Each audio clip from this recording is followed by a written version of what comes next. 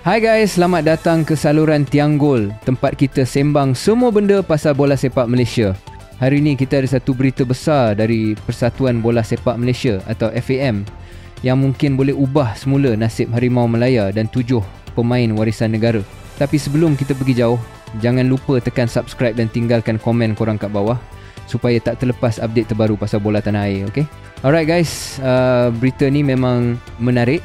FAM baru-baru ni umumkan yang diorang tengah buat rayuan rasmi kepada FIFA berkaitan dengan hukuman yang dikenakan terhadap badan induk tu dan juga 7 pemain warisan Malaysia.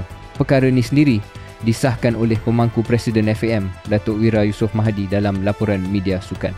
Katanya kalau rayuan ni berjaya, 2 keputusan penting masa aksi kelayakan Piala Asia 2027 menentang Nepal dan Vietnam akan kekal sah. Tapi bukan itu saja guys, kalau diterima, status 7 pemain yang beraksi dalam 2 perlawanan tu pun akan disahkan sebagai sah di sisi FIFA.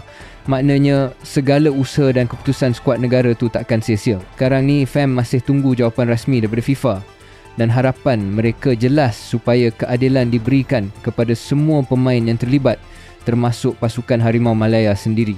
Yusof juga sebut, apapun hasilnya, sama ada rayuan tu diterima atau ditolak, ia tetap akan beri kesan besar kepada pasukan kebangsaan. Sebab 2 perlawanan tu memang penting dalam menentukan kedudukan dan moral pasukan menjelang aksi seterusnya. Tapi guys, ni yang paling ditunggu-tunggu, keputusan rayuan tu dijangka keluar pada 30 Oktober ni.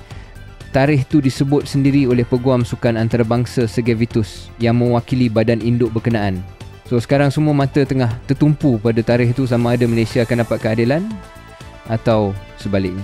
Dan ada satu lagi hal yang menarik perhatian penyokong penyerang Harimau Malaya, Joao Figueiredo, tiba-tiba kongsi gambar keluarga yang dipercayai berasal dari Malaysia. Dalam Instastory terbaru dia, nampak gambar seluruh ahli keluarga termasuk nenek beliau sendiri. Ramai peminat terus kaitkan dengan asal-usul dan status warisan yang tengah dibincangkan sekarang. So guys, macam mana pendapat korang?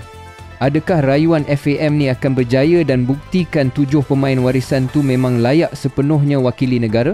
Tinggalkan pandangan korang kat ruang komen, sebab kita nak tahu juga suara penyokong sebenar macam korang ni. Jangan lupa like, komen dan subscribe saluran Tiang Gol untuk dapatkan update paling pantas pasal dunia bola sepak Malaysia. Sampai sini dulu guys, kita jumpa lagi dalam video seterusnya.